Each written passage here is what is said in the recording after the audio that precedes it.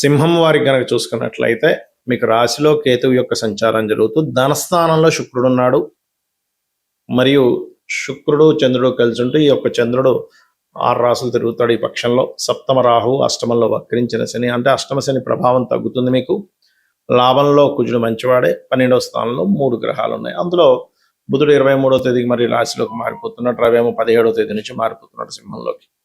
మరి ఈ యొక్క గ్రహస్థితిని అనుసరించి మీకు ఎలా ఉండబోతుంది, ఏ దేవత ఆరాధన చేయాలి, ఎటువంటి విషయాల పట్ల మీరు జాగ్రత్తగా ఉండాలనేటువంటి అంశాలు చెప్తుంది నేనైనప్పటికీ చెప్పిస్తుంది సాక్షాత్ లలిత అమ్మవారిగా భావిస్తూ ఆ లలితాంబిక అమ్మవారి యొక్క అనుగ్రహం మీకు పరిపూర్ణంగా కలగాలని మనస్ఫూర్తిగా కోరుకుంటూ, ఇక్కడ రాశిలో ఎప్పుడైతే కేతు ఉంటూ రవి వస్తున్నాడో ఇది మీరు ఇంతకాలం నుంచి పడినటువంటి శ్రమ సాధనకి ఒక గుర్తింపు పొందేటువంటి సమయం ఆసన్నం అవ్వబోతుంది, గుర్తుపెట్టుకోండి.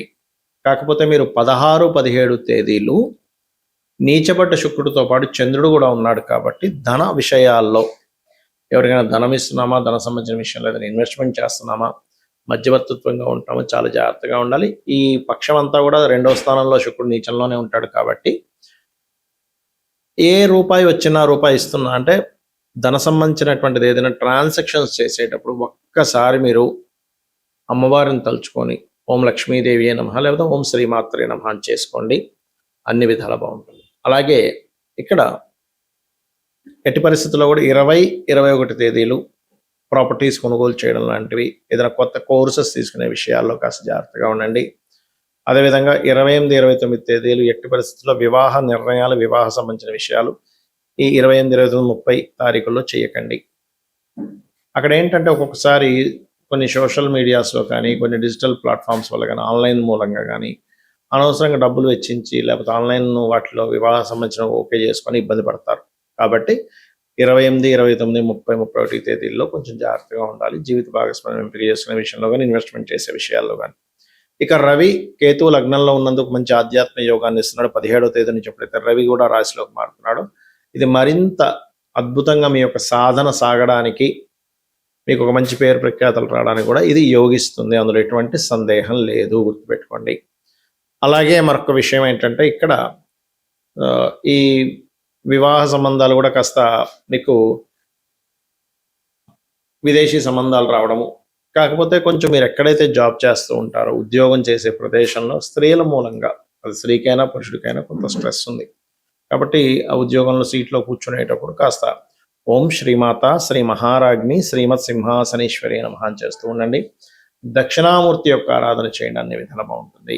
ఇక్కడ చాలా మంది ఏంటంటే శుక్రుడు నీచంలో ఉన్నాడు కదండి ఈ పక్షంలో, మరి గురువు ఉచ్చులో ఉన్నాడు కదా. అదేవిధంగా జన్మజాతకంలో కూడా చాలా మంది అడుగుతుంటారు, ఏమండి మాకు పలానా గ్రహం నీచంలో ఉంది, పలానా గ్రహం ఉచ్చులో ఉంది, పలానా గ్రహం కేంద్రంలో ఉంది, పలానా గ్రహం కోణంలో ఉంది, ఇది హంస మహాపురుష యోగం అంటున్నారు, ఇది మాలవ్య మహాపురుష యోగం అంటున్నారు, లేకపోతే ఇలా రకరకాలు భద్ర మహాపురుష యోగము. ఏమిటిది మాకు చూస్తేనేమో ఇన్ని యోగాలు ఉన్నాయంటున్నారు, మరి మాకు ఏ యోగము కనబట్టం లేదు అని అంటుంటారు. ఇక్కడ ఏంటంటే ఒక విషయాన్ని మీరు బాగా అర్థం చేసుకోవాలి. యోగము ప్రతి జాతకంలోనే ఉంటాయి, యోగాలు అవయోగాలు ఉంటాయి. యోగం అవయోగం లేకుండా అసలు మనిషి జన్మనెత్తాడు. ఎందుకంటే ప్రతి మనిషి కూడా తన కర్మని క్లియర్ చేసుకోవడానికి జన్మిస్తాడు, ప్రతి జీవి కూడా. అందుకని అందులో కొంతమందికి మనం సేవ చేయాల్సి వస్తూ ఉంటుంది, కొంతమందికి మనం సపోర్ట్ చేయాల్సి వస్తూ ఉంటుంది, మరి కొంతమందికి మనకి వారు సపోర్ట్ చేస్తుంటారు, లేకపోతే మనకి వాళ్ళు ప్రేమను చూపిస్తారు, లేదా మనం కొంతమందికి ప్రేమను చూపిస్తాం. అంటే ఏంటి, మన ప్రేమను వాళ్ళు పొందేటువంటి యోగంలో వాళ్ళు పుట్టారు, లేదా ఇంకొకరి ప్రేమ మనం పొందడానికి పుట్టాం, లేకపోతే ఇంకో గొడవ కోసం పుట్టాం.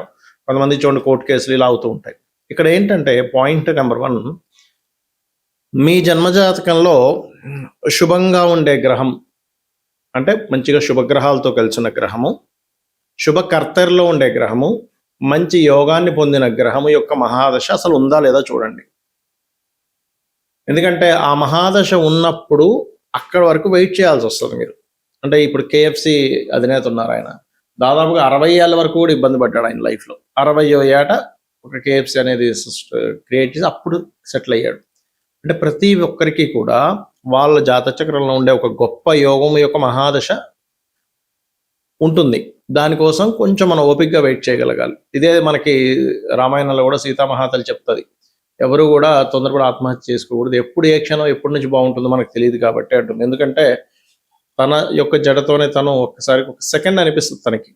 తర్వాత అంతట్లో ఆంజనేయ స్వామి తను చెట్టు మీద నుంచి ఒక గానంలా చేస్తాడు రామాయణాన్ని. అప్పటి నుంచి తనకి ఒక హోప్ పెరుగుతుంది, ఓహో రాముడు వస్తాడు నన్ను రక్షిస్తాడని.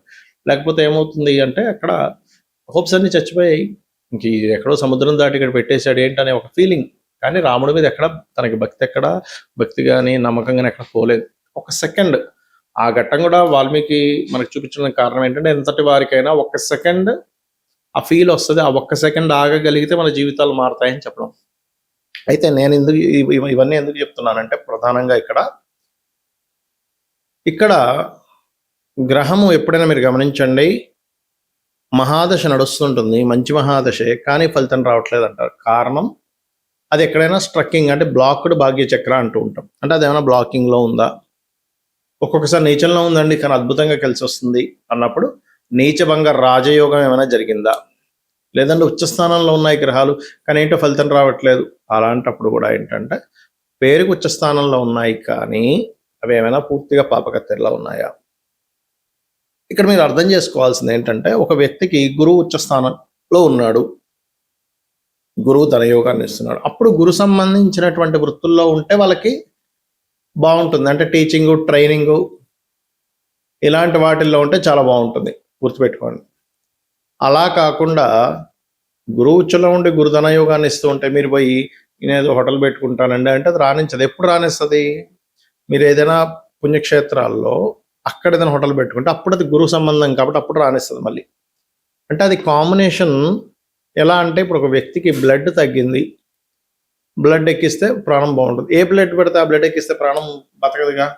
పర్టికులర్గా ఏ గ్రూపో ఆ పర్టికులర్ గ్రూప్ అయితేనే ఆ వ్యక్తికి రక్తహీనత ఉండేటువంటి దోషం పోయి వాళ్ళకి రక్తం పెరిగి బాగుంటాడు ఆరోగ్యంగా. అలాగే మన జన్మజాతకంలో ఏమిటి, ఇప్పుడు కొంతమందికి చంద్రుడు చాలా బాగుంటాడు, చంద్రుడే ధనయోగాన్ని ఇస్తున్నాడు, అప్పుడు అతను ట్రాన్స్పోర్టేషనో లేకపోతే మానసిక శాస్త్రవేత్తలుగానో ఫుడ్ రిలేటెడ్ దాంట్లోకి వెళ్ళాలి. చాలామంది ఏం చేస్తారు, ఇది తెలియక చంద్రుడు బాగున్నాడు కదా అనేసరికి వీళ్ళు ఇంకెవరైతే ఇనప బిజినెస్ పెట్టుకుంటాడు, ఆయన బిజినెస్ పెడతారు ఏంటోనండి. మంచి మహాదశ అన్నారు, చంద్ర మహాదశ అన్నారు, చంద్రుడు చాలా ఉచ్చ స్థానంలో ఉందన్నారు, నాకు చూస్తేనేమో ఏంటో కలిసి రావట్లేదు. ఎందుకు కలిసి వస్తుంది? ఎందుకంటే మీరు ఎంత సిన్సియర్గా ఉదయం నిద్రలేచి 5 గంటలకు నిద్రలేచి చక్కగా పూజాది కార్యక్రమాలు చేసుకొని అన్నీ రెడీ అయ్యి మీరు ఇటు తిరుపతికి వెళ్ళాలంటే మీరు ఇటు వెళ్తూ ప్రయాణం చేస్తున్నారు. నేను చాలా సిన్సియర్గా పొద్దున్న 5 గంటలకు నిద్రలేచానని మంచి కారు పెట్టుకున్నాను కానీ ఇటు ప్రయాణం చేస్తాను, తిరుపతి రావట్లేదు అనేది ఎంత రాంగో మనం కూడా మన జన్మజాతకంలో దశాలార్డ్ లేదా ధనాన్ని ఇచ్చే కారకుడు. ఎందుకంటే ఇవాళ రేపు అందరికీ కూడా సమస్య ధన సంబంధంగానే ఉంది, డబ్బులు రావట్లేదు, అన్ని సమస్యలు దాని నుంచే చుట్టూ ఉంటుంటాయి. అయితే ధనమే ప్రధానం అని కాదు, కాకపోతే ధనం కూడా సంపాదించమని శాస్త్రం చెప్తుంది. మీ పర్సనల్ చార్ట్లో చదువుకునే స్టేజ్ నుంచి కూడా అసలు నేను ఏ కోర్స్ చేస్తున్నాను, అది నాకు ఉపయోగపడుతుందా లేదా అనేటువంటి చూసుకోండి పర్టికులర్గా.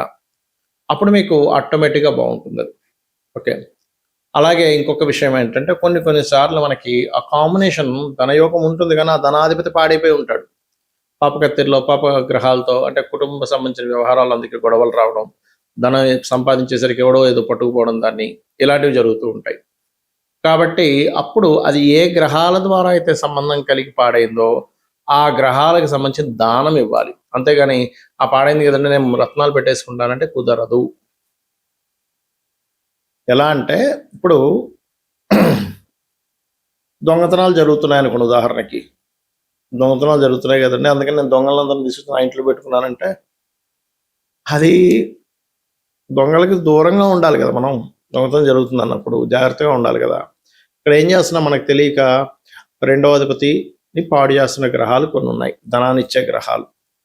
ఆ ధనాన్ని ఇవ్వడానికి సపోర్ట్ చేయాల్సిన గ్రహాలే కంబస్ట్ చేసేసి అక్కడ రాకుండా చేస్తున్నాయి. అప్పుడు మనం ఏం చేస్తున్నాం, దాన్ని ఇంకొంచెం బలం పెంచడం కోసం రత్నం పెట్టేసుకుంటున్నాం. అలా పెట్టకూడదు. అప్పుడు దానం ఇవ్వాలి లేదా రుద్రాక్ష ధరించాలి. ఇలా ఒక్కటని కాదు, ప్రతి భావానికి మీరు ఒక ఇల్లు కొనుక్కోవాలనుకుంటున్నారు, వివాహం అవ్వటం లేదు, లేదంటే లేదా సంతానం కలగట్లేదు, ఆ పర్టికులర్ భావాధిపతి ఆ కాంబినేషన్లో క్లియర్గా ఉంటూ అది ఎంతవరకు బలాన్ని పొందాడు అనేటువంటిది ఉంటుంది ప్రతి జాతకంలో ప్రతి అంశం మీద. ఆ బలాల యొక్క బేరేజ్ని బట్టే వీళ్ళకి ఓకే ఇంత లేట్ అవుతారు లేదా తొందరగా ఉంటుంది, అద్భుతంగా ఉంటుంది ఈ మహాదశలో అనేటువంటి తెలియజేయడం జరుగుతూ ఉంటుంది. కాబట్టి నేను చెప్పబోయేది ఏంటంటే ఒకటే గుర్తుపెట్టుకోండి, ఫస్ట్ ఎంతసేపు ఏలినాడు శని, లేకపోతే కాలసర్ప దోషాలు ఇవి ఉన్నాయి, నేను లేవనట్లే. కానీ దీని ప్రభావం కొంతే ఉంటుంది. ఇది ఒకటే కాకుండా అసలు ఎనాలిసిస్ చేయడం తెలుసుకుంటే, అంటే ఏంటి, మీకు ఏ దశ నడుస్తుంది, ఏ అంతర్దశ నడుస్తుంది, వాళ్ళిద్దరి యొక్క బలం ఎలా ఉంది, గోచారంలో ఉండే గ్రహం ఎలా ఉంది, దానికి నేనేం చేసుకోవాలి. ఎలా అయితే ఒక మనిషి యొక్క స్కానింగ్ రిపోర్ట్ తీసుకొని అసలు ఏ వైటమిన్స్ తగ్గాయని చూసి దానికి తగ్గ టాబ్లెట్స్ ఇస్తే వాళ్ళకి ఎలా తగ్గుతుందో, ఇది కూడా సేమ్ యాజ్ ఇట్ ఈజ్ వాళ్ళ యొక్క జన్మజాతకంలో ఉండే కాంబినేషన్స్ని క్లియర్గా అబ్జర్వ్ చేసి రెమెడీస్ చేసుకోవాలి. అప్పుడు ఖచ్చితంగా పనిచేస్తాయి. రోజు నిత్యము లలిత చేసుకోవడము, రోజు దీపారాధన చేయడము, రోజు కాస్త ఆలయానికి వెళ్ళడం అలవాటు చేసుకోండి, అనే విధాలు బాగుంటుంది. శ్రీమాత్రే నమః.